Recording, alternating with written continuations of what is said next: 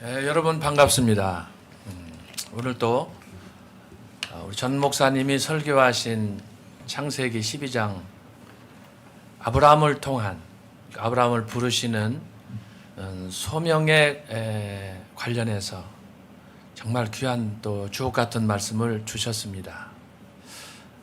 먼저 말씀드릴 것은 전 목사님이 주시는 말씀의 설교에 우리가 한 두 가지, 세 가지 정도 정리하고 가겠습니다.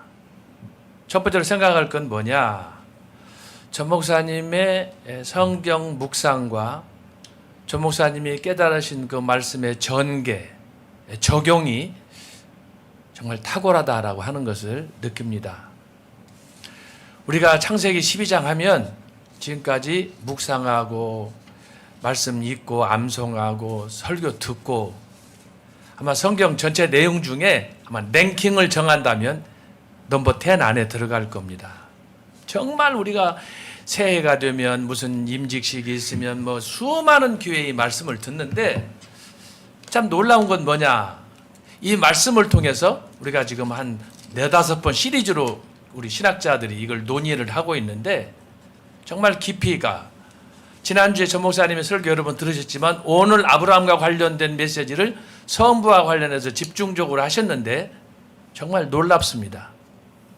이것은 어떤 학문적으로 이걸 뭐 연구한다고 해서 터득할 수 있는 부분이 아닌 어떤 새로운 차원의 설교 방식을 묵상을 통해서 얻어낸 이것은 아무나 얻을 수 없는 전 목사님께 하나님께서 선물로 주신 특별한 메시지라고 저는 생각을 합니다.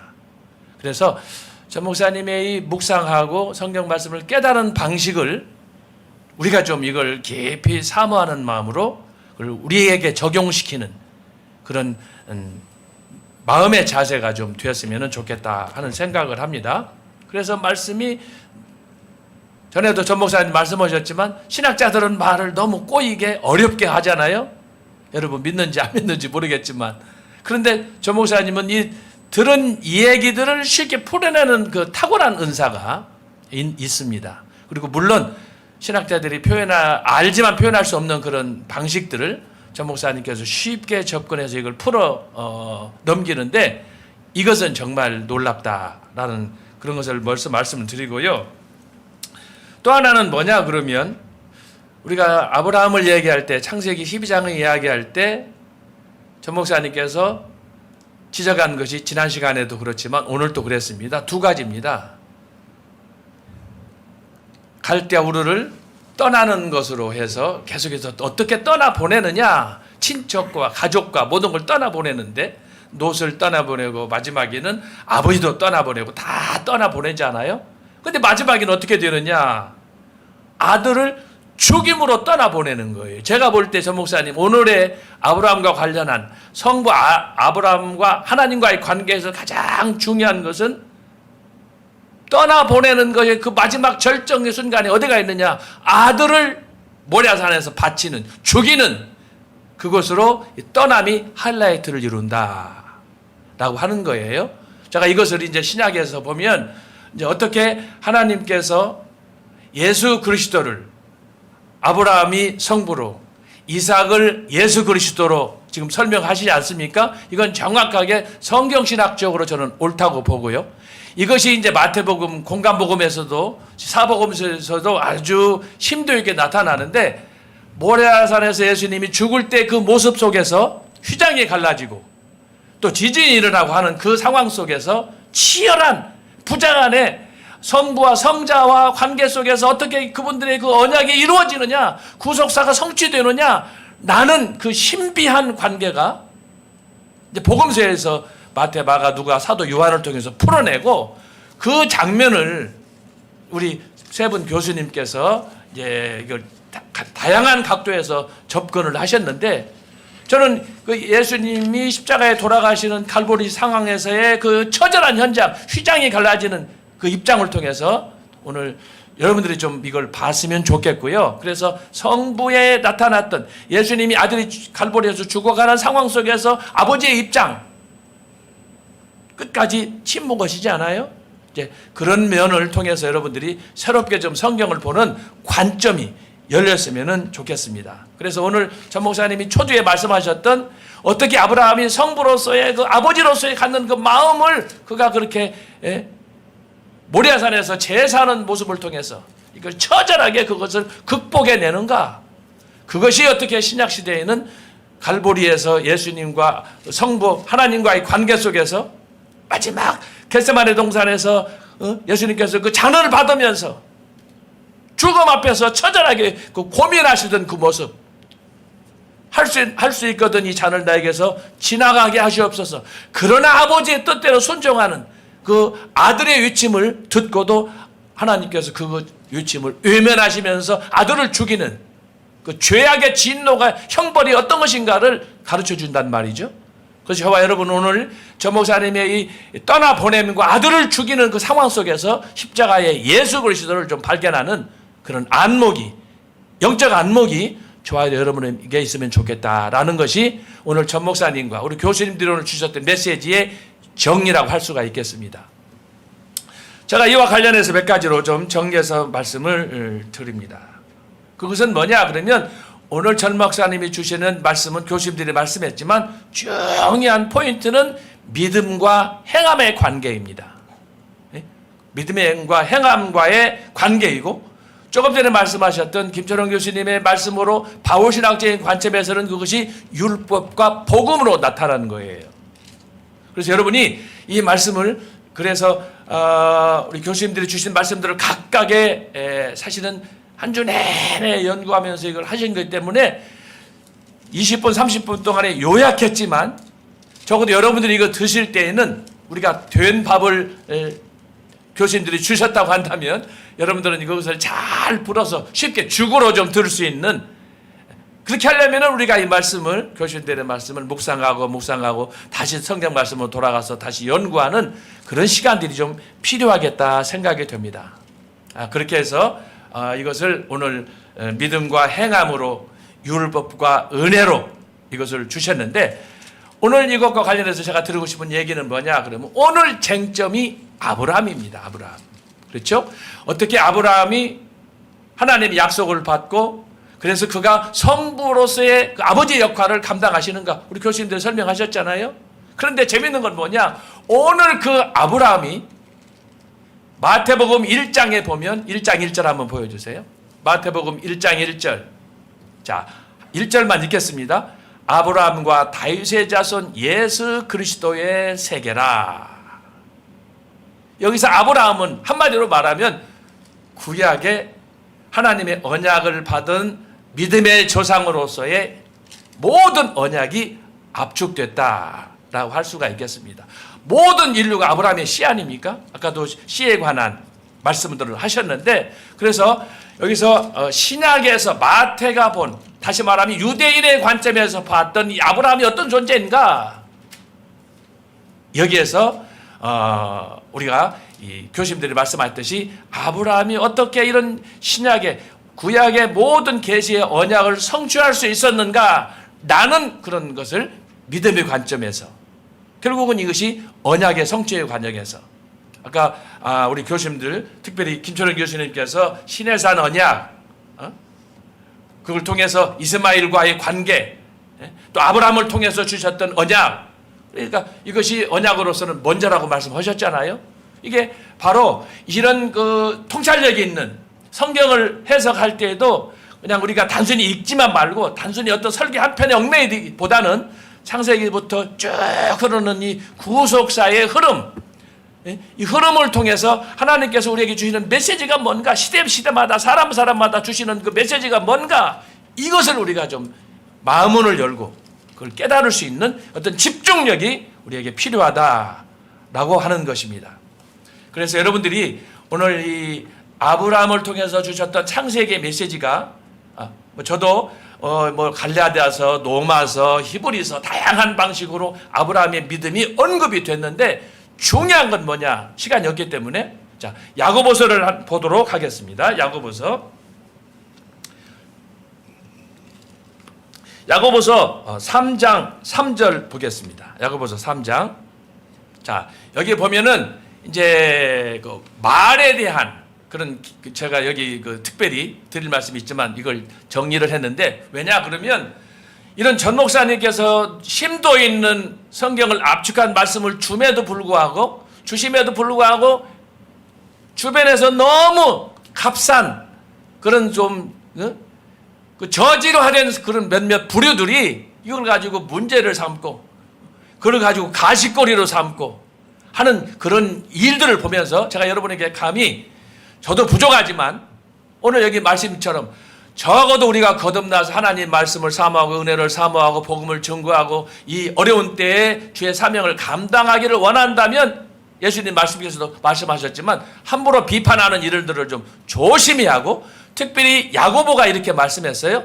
우리가 말을 순종케 하려고 그 입에 재갈먹여 온 몸을 어거하며 또 배를 보라. 그렇게 크고 광풍에 밀려가는 것들을 지극히 작은 키로 사공의 뜻대로 운전하나니 이와 같이 혀도 작은 지체로 돼 큰 것을 자랑한다. 보라, 어떻게 작은 불이 어떻게 많은 나무를 태우는가. 혀는 곧 불이요 불의의 세계라. 혀는 우리 지체 중에서 온 몸을 더럽히고 생의 바퀴를 불사르나니 그 사르는 것이 지옥불에서 나느니라. 여러분, 우리가 오늘 아브라함을 얘기할 때 아브라함이 어떻게 해서 그가 구원을 받았는가? 우리가 보면은 행함으로, 그러니까 믿음을 행함으로 구원을 받았지 않습니까? 그래서 여러분이 이것을 좀 잘 기억함으로, 그래서 야고보서 2장에서도 그렇게 얘기합니다. 야고보서 2장 한번 보겠습니다. 21절 24절. 야고보서 2장 21절로 24절. 자, 우리 조상 아브라함이 그 아들 이삭을 제단에 드릴 때에, 이게 모리아산 얘기예요. 야고보가 이걸 압축한 거죠. 그래서 여러분들이 아까 말씀한 것처럼 함부로 말씀을 우리가 설교한다고 해서 다 설교가 아니에요. 성경을 깨달은다고 다 그게 공부겠습니까? 그러면 다 여러분 교주가 돼야지. 그렇지 않다는 거예요. 중요한 것은 성경 말씀을 신학적으로, 교리적으로, 역사적으로 정확하게 뭘 얘기하는가. 그래서 오늘 여기 히브리서도 말씀하시고 아까 로마서도 교수님들이 말씀하셨는데, 오늘 야고보서 보세요. 우리 조상 아브라함이 그 아들 이삭을 제단에 드릴 때에 행함으로 의롭다함을 받은 것이 아니냐. 그래서 제가 아까 말씀드린 것처럼 우리 몸에 가장 우리를 범죄하게 하는, 우리를 넘어뜨리는, 실족케 하는 것들이 뭐냐? 세치 안 되는 혀라고 하는 거예요.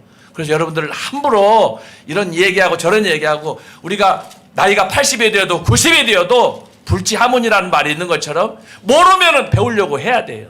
모르면 겸손하게 고개를 숙일 수 있고, 특별히 우리가 하나님을 사랑하는 그런 귀한 영적 사역을 하면서 서푼하지 않은 지식 가지고 까불고 한 사람, 이 사람, 저 사람 비판하고 그렇게 하면 안 된다는 거죠.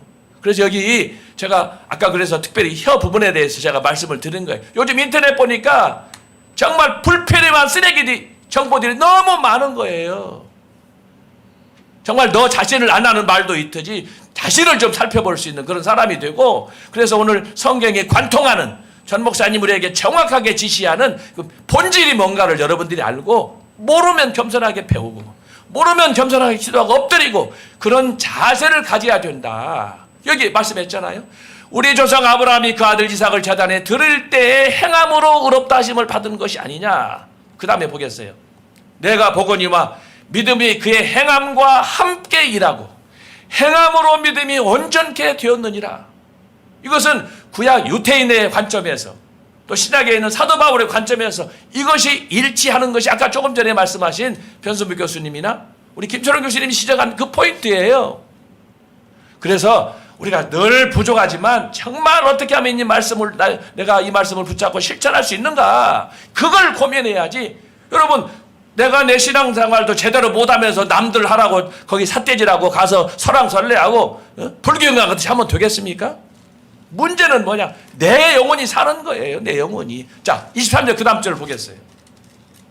이에 경에 이른 바 아브라함이, 이 경이라고 하는 것은 성경 전체를 포함하는 거예요. 예수님도 말씀하셨잖아요. 모세율법, 선지자들을 말씀한 것처럼 모든 성경이 나에 대해서 말씀한다고 예수님께서 지적하셨지 않습니까? 이에 경에 이른 바 아브라함이 하나님을 믿으니 이것을 의로 여기셨다 말씀이 응하였고 그는 하나님의 벗이라 칭함을 받았느니라. 24절 이로 보건대 사람이 행함으로 의롭다 하심을 받고 믿음으로만 아니니라. 교회 가서 기도하면서 아멘 할렐루야 한다고 다 되는 게 아니라는 거예요. 제가 그래서 전광호 목사님이 애국운동은 대단하다고 하는 거예요. 이 방송을 들으시는 분들 많을 텐데 다 기도하고 설교하고 연설하고 강의하는 줄 알아요. 대부분 다 그렇지 않아요? 그냥 가만히 골방에 앉아서 기도만 합니까? 설교하는 행위가 뭐예요? 전도하는 행위가 뭐예요? 문제는 뭐냐? 이 말씀이에요. 이러보건대 사람이 행함으로 의롭다 하심을 받고 믿음으로만 아니니라. 나만 그냥 골방에 앉아서 기도한다고 응답받는다고 다 되는 게 아니라는 거예요. 나라가 어려울 때는 나와서 유관순이 필요하고 안중근이 필요하고 특히 목사라는 사람들이 교수라는 사람들이 박사라는 사람 이 지성인들이 하는 일이 뭡니까? 침묵은 금이다.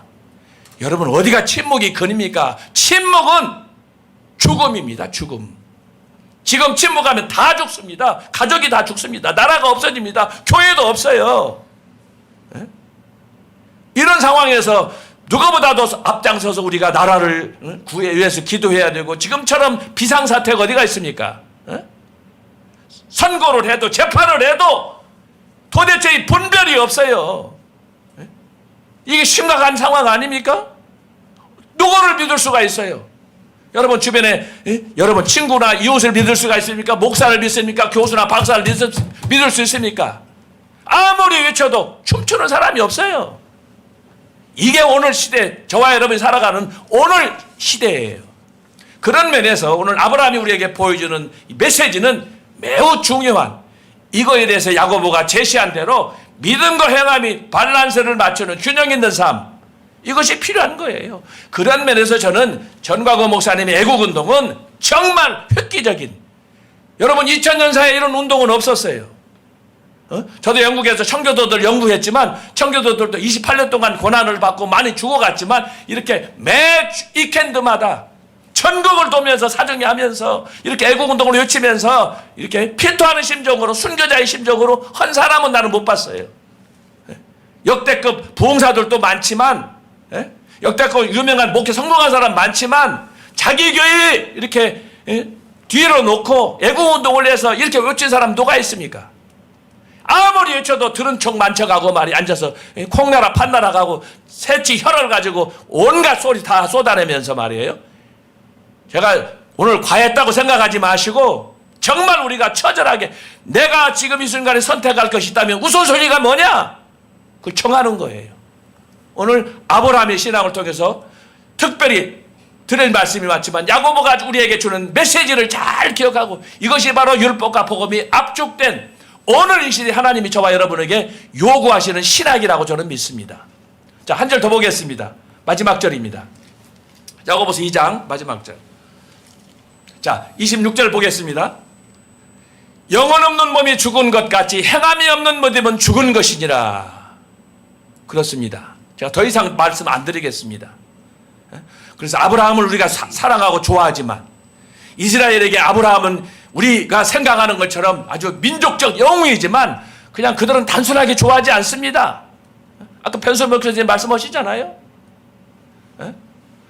그래서 저와 여러분도 정말 영혼 없는 몸이 죽은 것처럼 그냥 껍데기처럼 허사비처럼 살면 안 되는 거예요. 이것이 가치, 행함 100%, 믿음 100%이 밸런스가 서로 함께 만날 때 그 극치가 무엇입니까?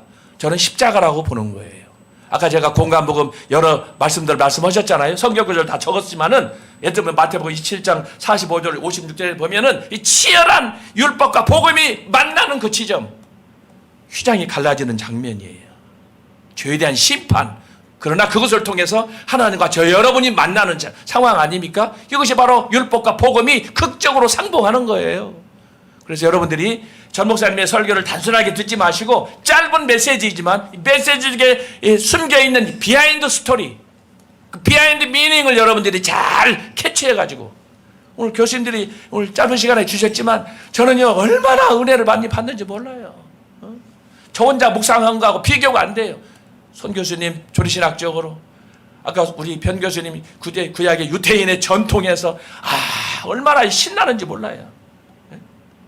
거기다가 또 바우신학적인 관점에서 김철환 교수님의 이런 다양한 이것이 여러분 이것이 함께 뭉칠 때 복음의 다양성 그 깊이가 다이아몬드처럼 빛나지 않습니까? 이런 은혜를 우리 모두 함께 공유하고 이 시간을 통해서 여러분들이 좀 신앙적으로 더 성숙하고 단순히 귀로 듣는 데만 끝나지 않고 머리로서만 듣는 것이 중요한 게 아니고 오늘 야고보서 2장 26절이에요. 다 같이 결론으로 이 말씀 읽고 마치도록 하겠습니다. 자, 야고보서 2장 26절이에요. 영혼 없는 몸이 죽은 것 같이 행함이 없는 믿음은 죽은 것이니라. 이것이 복음입니다. 저와 이 시대의 요청자는 이 야고보의 메시지라고 믿고 이 말씀 붙잡고 다시 한번 우리가 어려울 때일수록 전 목사님을 중심으로 성령의 나타남 또 애국운동을 함께 할 수 있는 우리 모든 축복받은 애국 시민 우리 애국 성도들이 되시기를 주님의 이름으로 축원합니다. 아멘. 감사합니다.